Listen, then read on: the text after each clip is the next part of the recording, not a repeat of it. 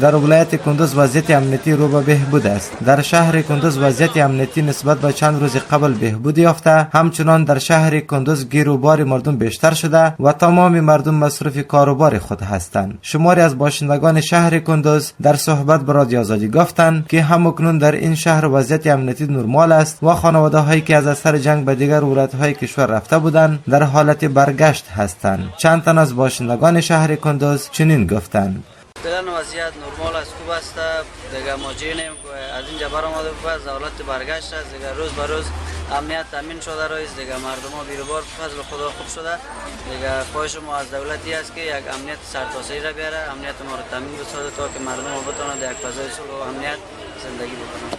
شهر کندوز بسیار با حالت نرمال است، هیچ گپ نیست. مردم پس دور برگشت هستند در ولایت کندوز. وضعیت نرمال است، هیچ گپ نیست. در ولایت کندوز مردم بیان در خانه‌هایشان زندگی کنند، آرامی و صلح. باشندگان شهر کندوز از مسئولان حکومت وحدت ملی می‌خواهند که تمام ساحات این ولایت را از وجود طالبان مسلح تصفیه و پاکسازی نمایند تا مردم بتوانند در قرا و قصباتشان به دل آرام زندگی کنند. آنان میگویند که اگر حکومت مرکزی به این شهر توجه نکند، شاید که بیشتر مردم در این شهر سرمایه گذاری نکنند و حتی در حال حاضر برخی مردم سرمایه خود را از این ولایت بیرون میکنند. دو تن از دکانداران رسته آریانا به رادیو آزادی چنین گفتند: بس ان شاء الله چې دا مخکینی نوازل ډیر کې شوې ده او بازار کې ګڼه ګونه ده، که جمع جوش ته څنګه چې مخکې وو هغه رقم ته ګڼه ګونه ده او جمع جوش ته. خو د مونږ چاردري او کلی سرکو کې چې ده دغه کلی خلک چې ده ډیر په عذاب دي او اردو والا تنګي وروره ناقه خلک چې دي وروره زمینداران او د کلی والا چوپانان او د زمیندار خلک راکته کړي بندیان کړي دا اوس فعلا د مونږ کلیوال چې ده میدان ته وړي دي، هغه لوګری چې مزدوران دي غریبانان دي وروره هغه پکې اچولي دي.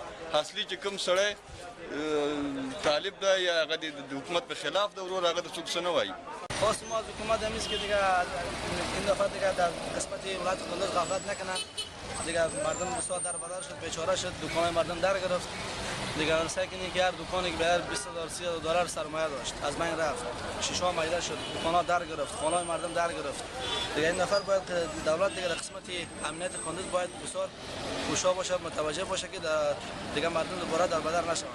از سوی دیگر مسئولان محلی کندوز میگویند که همکنون عملیات تصفیه نیروهای مشترک افغان در برخی ساحات شهر کندوز و ولسوالی 14 جریان دارد تا این ولایت را از وجود طالبان مسلح تصفیه و پاکسازی نمایند. آنان میگویند فامیل هایی که از اثر جنگ از این شهر آواره شده بودند باید دوباره به خانه هایشان برگردند، چون حالا وضعیت امنیتی بهتر شده است. قابل ذکر است که در جریان کمپاین های انتخاباتی ریاست جمهوری محمد اشرف غنی و عبدالله به مردم کندوز تعهد سپرده بودند که در صورت رسیدن پایشان به ارگ ریاست جمهوری در قدم نخست ولایت کندوز را از وجود افراد مسلح غیر مسئول و طالبان مسلح تصفیه و پاکسازی میکنند تا مردم بدون کدام نگرانی در این شهر سرمایه گذاری نمایند. اما از اثر عدم توجه این دو فرد اول کشور شهر کندوز سقوط کرد. در کنار تلفات جانی خسارات هنگفت مالی نیز به مردم این شهر وارد گردید.